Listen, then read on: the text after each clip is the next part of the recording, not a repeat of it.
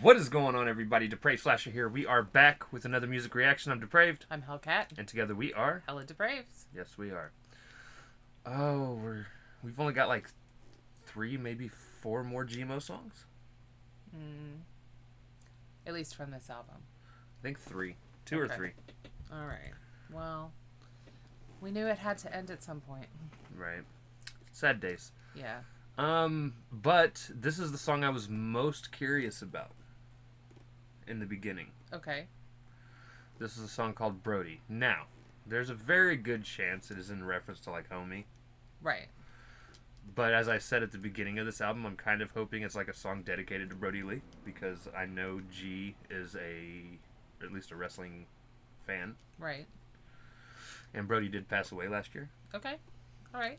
So, either way, I'm here for it. Right. And excited. Yeah. Plus, we get to hear Crowda for the first time. Yeah. So I don't know much about Brody. Huh. I mean, I'll just be open. And I know a fair amount about The Rock. the older group, Right. but not anything past the 90s, honestly. I don't remember what Brody's actual name was. So, Brody used to wrestle for the WWE, and he had teamed up with Bray Wyatt, Eric Rowan, and Braun Strowman. They made the Firefly family or some shit like that. Huh. Or the Wyatts. Okay. They were just all the Wyatts. Now, they weren't all related at all. Right. But they were all pretty big dudes. Right. And then they got split up. Brody and Eric Rowan went on to win the tag titles. Okay. And then Eric, I believe, was the one that got hurt, so they were forced to give up the titles. And then at some point, Brody Lee just left and went and joined AEW and went by his real name. Okay. Like I said, after the 90s, like... Was he Luke Harper? Actually, his name was Luke Harper. I didn't have in the WWE, like and Brody TV Lee for a was while, Lee. and honestly, I was too busy to care. So yeah. Right. So, anyways, but yeah, he was actually getting a pretty decent push over in AEW, and I don't know what caused it. I didn't look into it, but then he passed away. Okay. Anyways, now if the song isn't about Brody, we just went through all that for nothing. So, hey, I learned something new every day. with that being said, we're going to react to this. If you guys have already seen it, if not, click the link in the description below. Hop on over to other things. Coming back. We say that because we're a commentary, reaction, breakdown, comedy channel. What that means, we will pause for any and all of the above. So with that being said, it's time to slash up, break it down. This is G-Mo Skee with Crowda, and together they're doing Brody. Interesting way to put all that, but okay. Right. Yeah. Let's get it.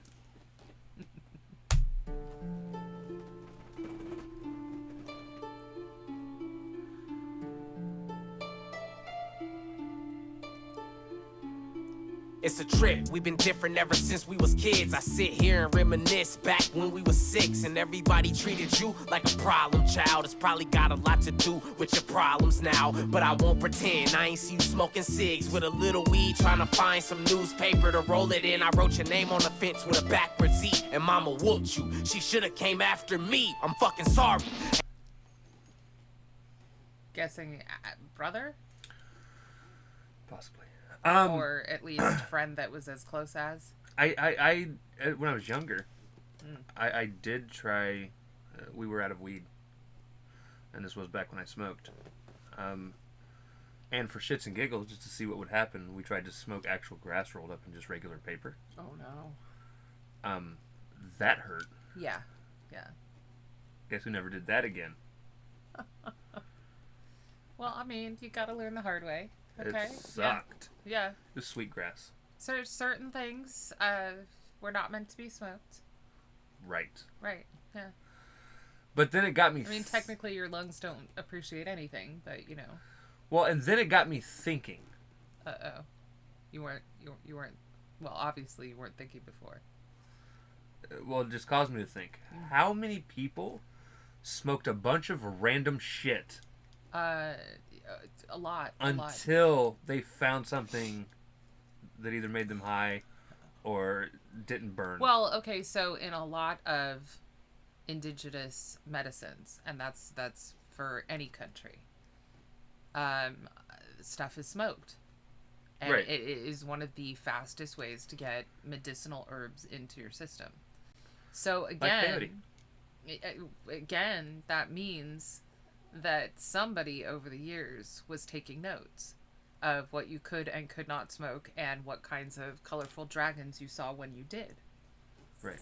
And so somebody smoked all of the stuff that has been tried, and plenty of people have not survived the process, or were wretchedly ill, or Right. And they're just like, that purple plant, Bob died.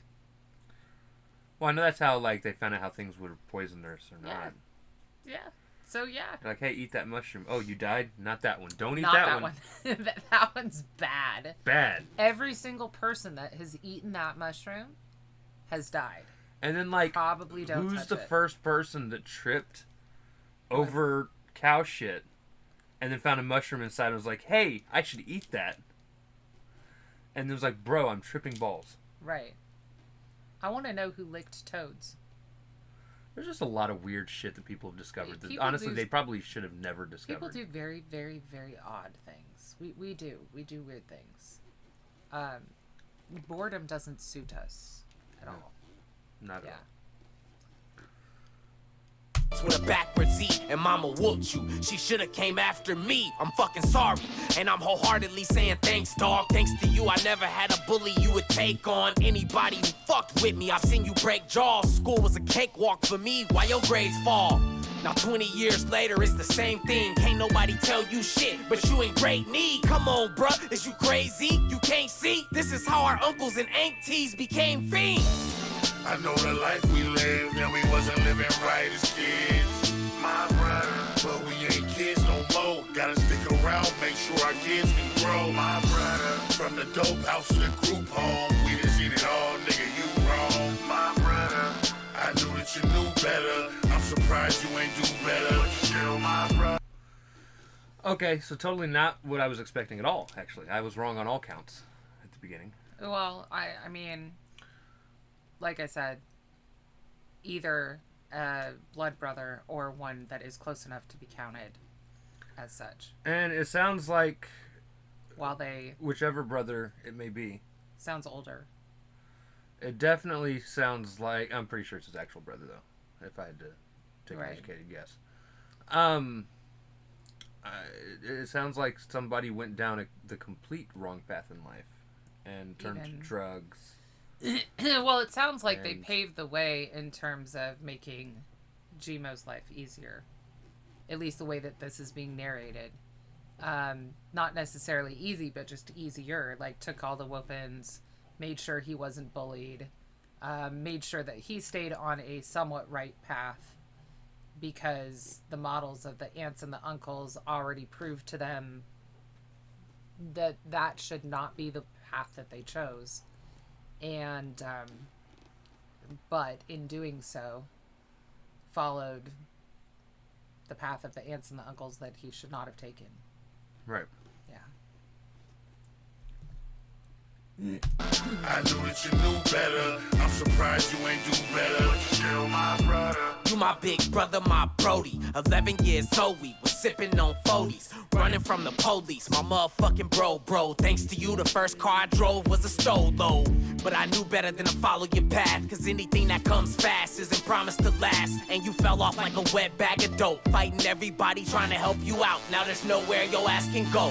When you tap my phone, I brought cash to the hotel you was living at, because I had the dough. Even though I knew you wouldn't give it back, I was only 18, I was not living fat. Now mama telling me you smoking this and that, I don't believe it. Or maybe I don't wanna get the facts, because this shit is madness. What about my nephew? When he get older, don't you want him to respect you?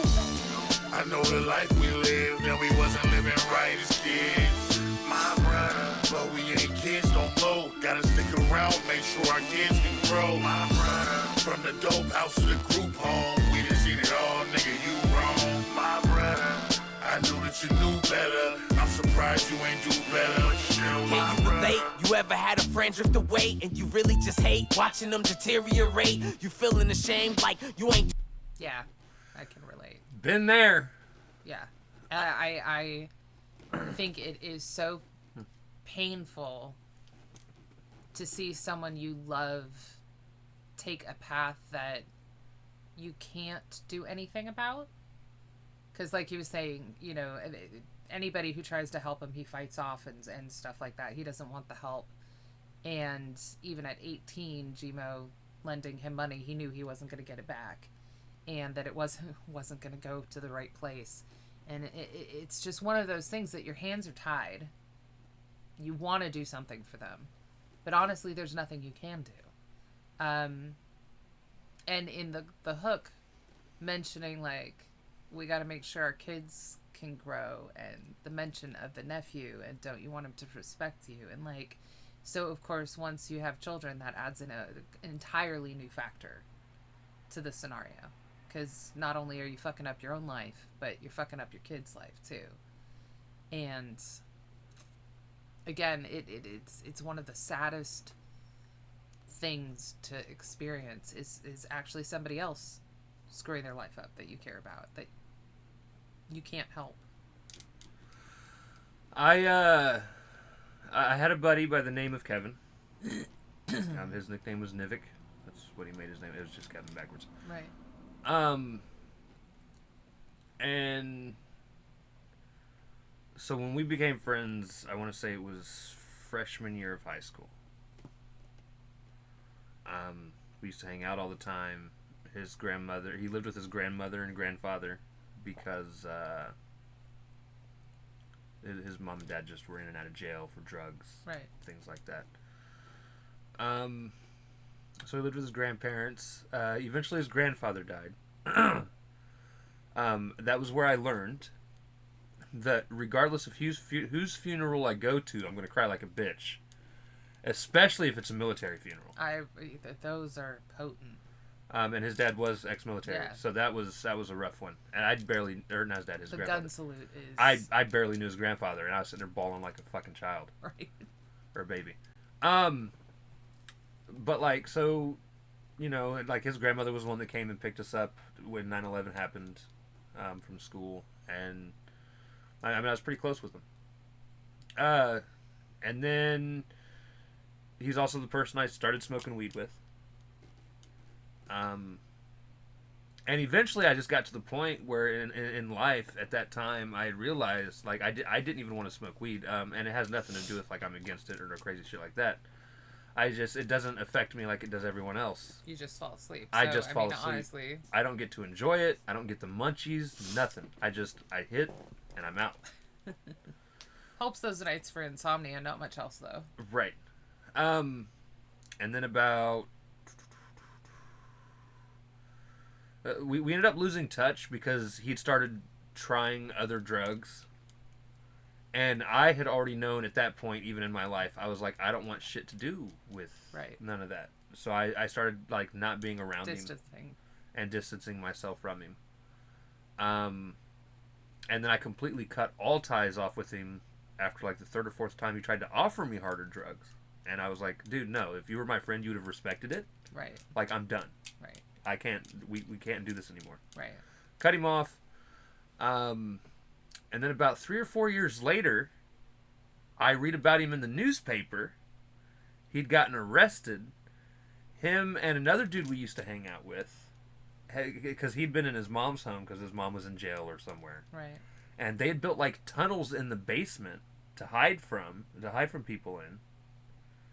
They were having like adult forts in the basement. And well, no, this was after high school. Yeah, no, but like building tunnels in the basement sounds like they're building forts down in the basement, only adult style. And you know, they were arrested and they had like so many pounds of different assorted drugs in the house. Like, I'm assuming hard distribution stuff. level style shit.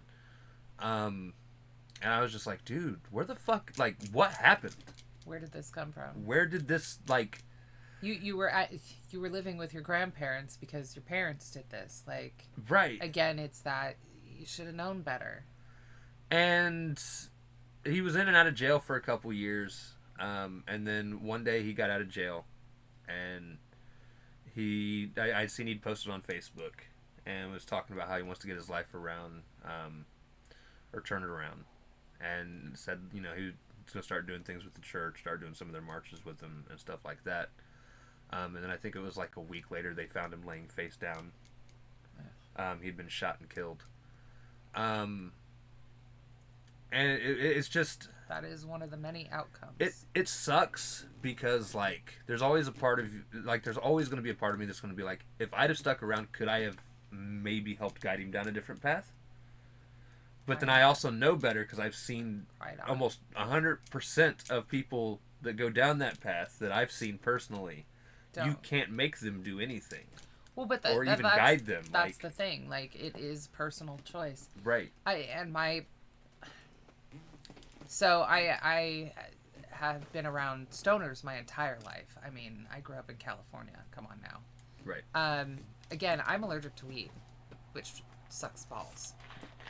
But I can be around people smoking it. I can't smoke it, eat it, use hemp products, whatever. So I'm okay with that. California, at least in the 90s, a lot of the people in my area were also using coke, stuff like that. Because I have fibro and part of that is chronic fatigue, I knew immediately, without trying it, not to try any hard stimulants. Because if they worked for me, I would be sorely tempted to continue using them, simply because I had such a hard time staying awake in the first place. Right. And I was young. Like, it would be a permanent thing. And I didn't want to be like the people that I knew that were on coke at the time. But I think what I always find so devastating is when it's been a choice and then a child comes into the mix and the addiction is stronger than the love for the kid. Especially if the person whose personal choice it was to do hard drugs or go down that path had parents that did the same thing. And it's just this perpetual cycle of neglect and abuse and addiction.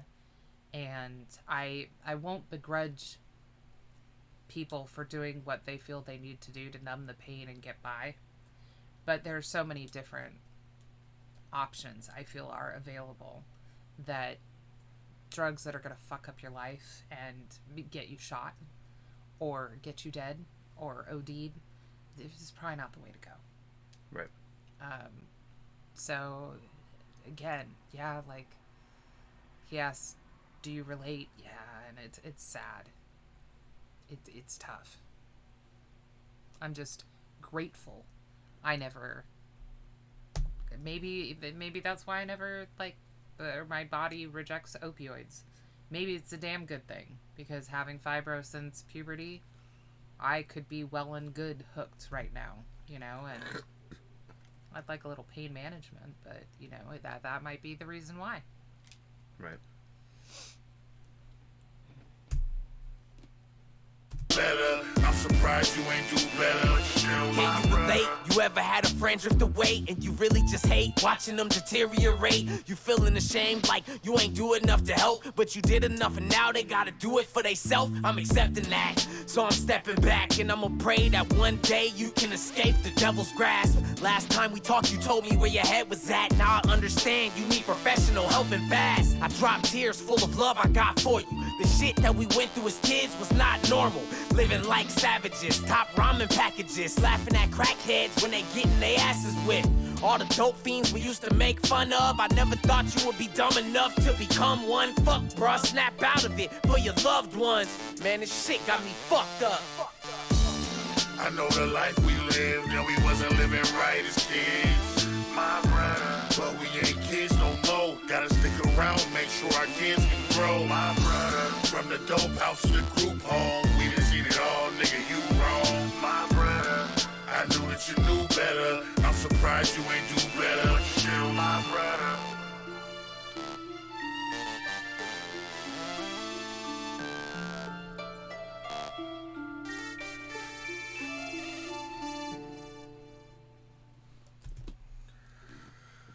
That's a tough one. Sorry we ruined the end of the song for everybody that hadn't heard it. I mean, We told our stories, and then he rapped our stories, and it was right. also his story. He wrapped it up And- for us, nice and pretty bow. Sorry about that. Interesting instrumental, just pure instrumental. Starting off with like almost the acoustic, flamenco type guitar sound, and then at the end, it's that but synths with the guitar. You know, it's an interesting because the way it started off, I could tell that this was most likely going to be a more personal, sadder toned song. But the way it ended, adding in those synths there, it was like, that changed up the feeling behind it a little bit. I really liked Crowda's voice, like the kind of guttural, old school sound to it. That was very nice. And as far as this goes, this has got to be one of my favorite. Not because of how tough the message is, because it's a rough message, and not as fun as my other favorites, but because it is so very personal, and because most of the reason we love G-Mo is because he's here to fuck shit up and put his pinkies up.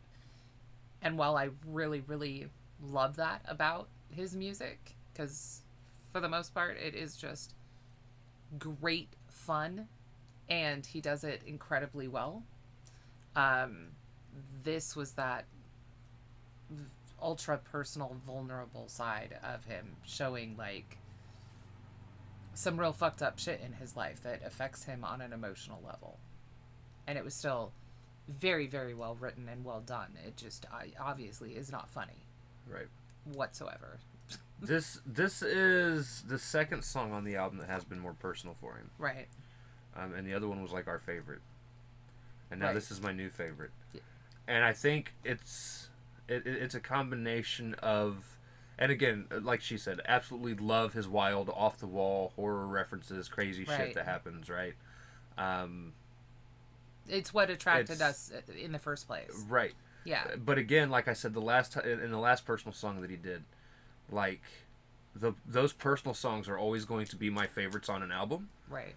And this one took the number one spot because of its relatability to myself. Right. I have been in a very similar situation as the story we told earlier. And like I said, I just thought it was funny that he pretty much wrapped the ending of my story. Right, exactly how you had felt about the situation. Right. There's only so much you can help somebody before it's like...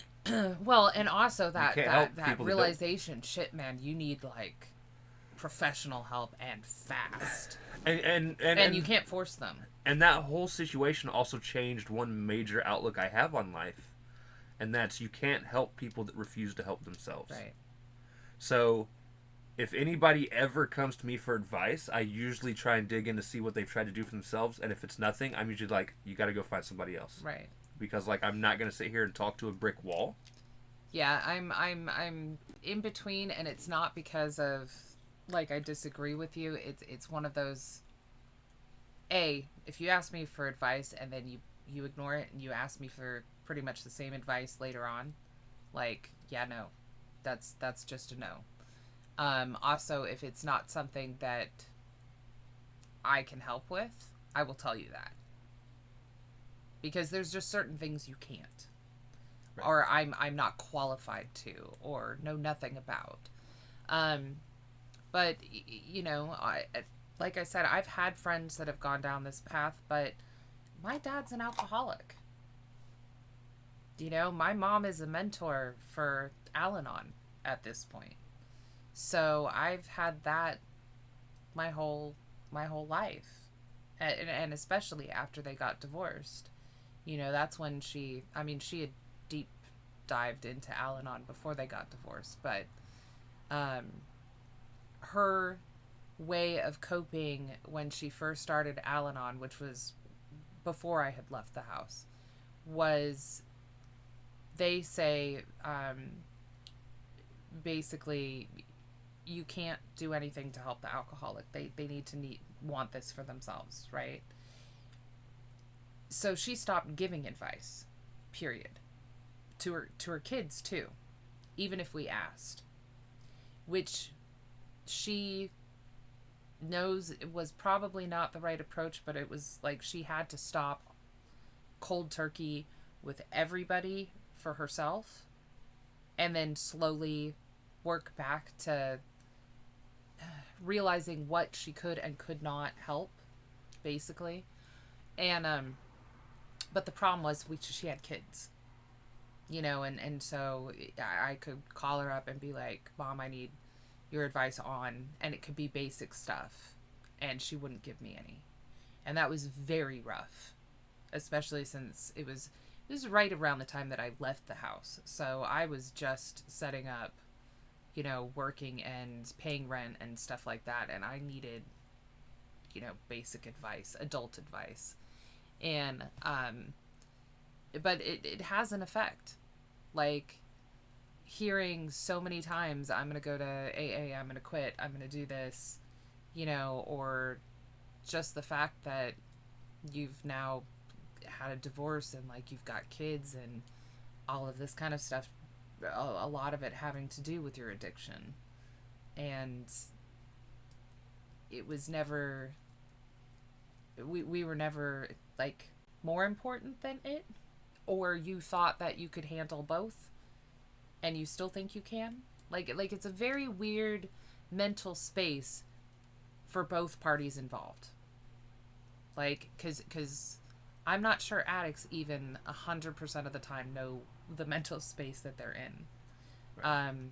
So for the person on the outside who really just wants that person that they love to get the help that they need and be the person that they used to be, or at least the new version of them. It's very confusing to watch, I guess. And I know I know it's a disease. I know it's hard. I know it's like, I'm not discounting any of that. I'm not one of those people who's just like, well, you should never start. But, on the flip side, coming from that little girl who wondered where her dad was, it's like, why? Yeah. How do you rationalize it, I suppose, is the best answer. So, yeah. The very personal song. And it's a tough call. And like I said, once you had kids in the mix, it's just so, it's devastating. It's devastating. And he's the younger brother. I'm the oldest. So I, had the little sister that followed me around everywhere. I don't really have that mentality, but I saw it in my sister. Like, if I had gone down that road, like, for a long time, she looked up to me. Not anymore. That's just what happens. But, like, I think she would have been absolutely devastated. So, I don't know. Great job. I mean, obviously. Right. Makes us think, makes everybody think. And it's very personal. It's hard to put this kind of stuff out there. Right now. All right, guys. So with that being said, all of it. If you guys liked the video, slash that like button, subscribe, ring the bell for notifications, comment down below what did you think of G-Mo Skee featuring Crowda with Brody. Also comment down below if there's anything else you guys want to see reacted to. Check the description below for all the things. Push our buttons. Come join us on our other social media platforms, mostly Twitter if you want a quicker response. With that being said, we love you guys. Thank you all for watching, and eventually when the screen switches to where it needs to go, we'll end it. We'll see you depraved. There it goes. We'll see you depraved people later. Bye.